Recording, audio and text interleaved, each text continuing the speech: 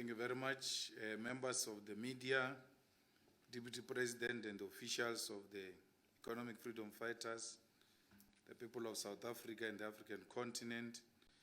The Economic Freedom Fighters confirms that we will be contesting all the local, district and metropolitan municipalities in all 4,468 wards in the upcoming local government elections. We have in less than 7 days convened rigorous branch general assemblies in all provinces, regions, sub-regions, and wards to elect capable ward candidates for the upcoming local government elections.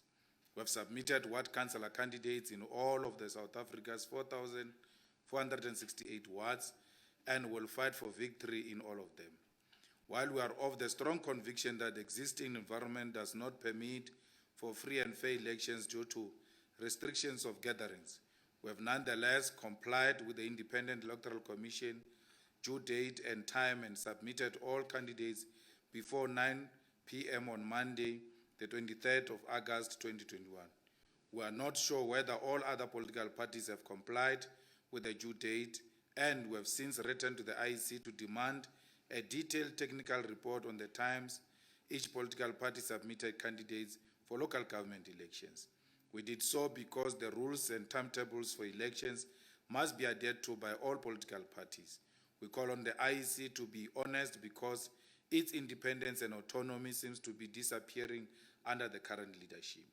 We take this opportunity to congratulate EFF branch command teams, regional command teams, provincial command teams, and central command team members for the hard work and discipline demonstrated during the BGAs to elect councillor candidates. We particularly thank our members and ground forces who partook in the BGAs with maximum discipline and focus. The work of all members of the EFF in the past week is a clear illustration that we have a solid, dependable and organic movement that is willing to fight for total victory in the local government elections. The EFF is currently at its strongest position and will give the most formidable fight in the local government elections. We call on all our branches to immediately continue with the hard work of campaigning for total victory in all the wards. BCTs of the EFF must in the immediate convene community meetings to introduce our ward councillor candidates and seek guidance from members of community on what are immediate issues that need the attention of the EFF and issues that must go into the manifesto. Branches of the EFF are instructed to immediately establish voting district election task forces, which will be the campaigning structures of the EFF in local government elections. All EFF branches in South Africa should have solid and dependable VD-based structures and programs to campaign for the victory of the EFF. The immediate program includes the public consultations and listening campaign where branches must listen to all members of their wards on what they want to see in the election manifesto for 2021 local government elections. Like all previous manifestos, our 2021 local government has an election manifesto which will be an organic outcome of deep community consultations. The official launch of the EFF local government election manifesto will happen on the 26th of September 2021 here in Johannesburg, and the launch will coincide with the official opening of the EFF headquarters. The launch of the manifesto will proceed even when elections are postponed to further date by the Constitutional Court processes. The manifesto launch will happen after massive public consultation that will happen at VD, branch, sub-regional, regional, provincial, and national level.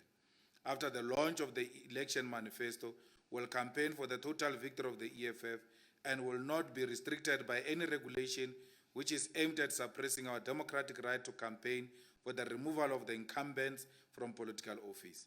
It will be tragic to retain the ruling party in office because everywhere the current ruling parties are governing, whether black or white, they always marginalize and undermine black people. The EFF is the only hope for our people, and our ground forces must courageously communicate this message to all voters. Over the next weekend, all regions of the EFF that have not yet convened the regional people's assemblies must do so, and we expect maximum discipline in all the remaining RPAs. Once elected, the regional command teams must hit the ground running and work with branches to establish VD, ETFs, and speak to our people. We call on government to open the country for free and fair elections. Free and fair elections are not determined by what happens on voting day. They are primarily defined by the democratic right to freely and fairly campaign before voting day. Disallowing political parties from campaigning undermines the freeness and the fairness of elections and will compromise South Africa's democratic projects. Political parties must be allowed to convene political gatherings and engage members of community on alternatives. The EFF is concerned by the growing militarization of South Africa and repeats that it is only an illegitimate government that rely on and depend on soldiers to protect them from the masses. A legitimate government must always be able to persuade its people and not always use the threat of force and worse from the military. The recent direction and pace of South Africa's Constitutional Court leaves a lot to be desired. The manner in which the Constitutional Court handled the cases involving former President Jacob Zuma and the IEC application to postpone election can only be characterized as a gross incompetence. The Constitutional Court must understand what agency means and must always avoid playing into factional politics.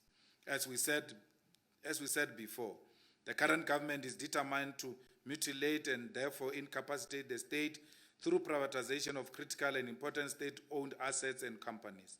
We as the EFF are strongly opposed to the privatization of Eskom, Transnet, SAA, Mango, Dinel, and all the strategic assets.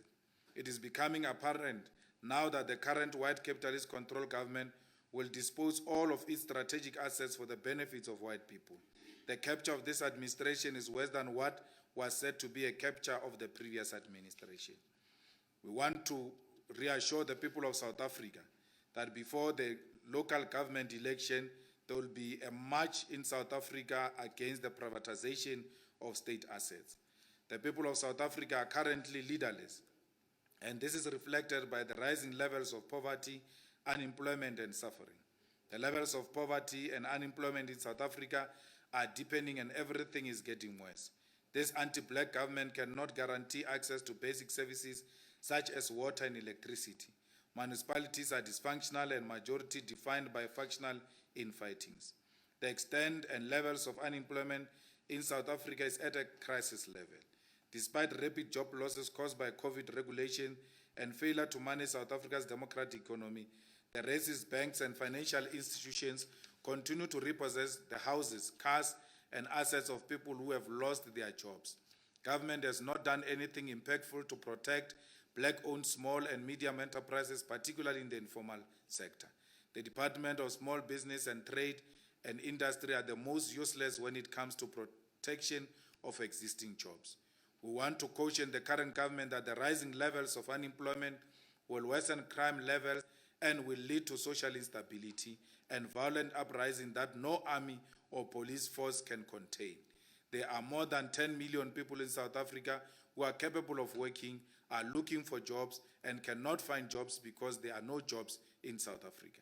Despite our protest action to the South African Health Product Regulatory Authority to source vaccine from Russia and China, the South African government continues to solely import vaccine from the West because the current administration is controlled by the US-led global order.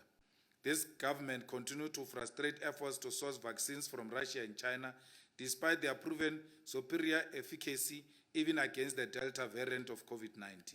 It is evident now that the current administration is obsessed with transaction as opposed to saving lives and insulating our people from the coronavirus disease.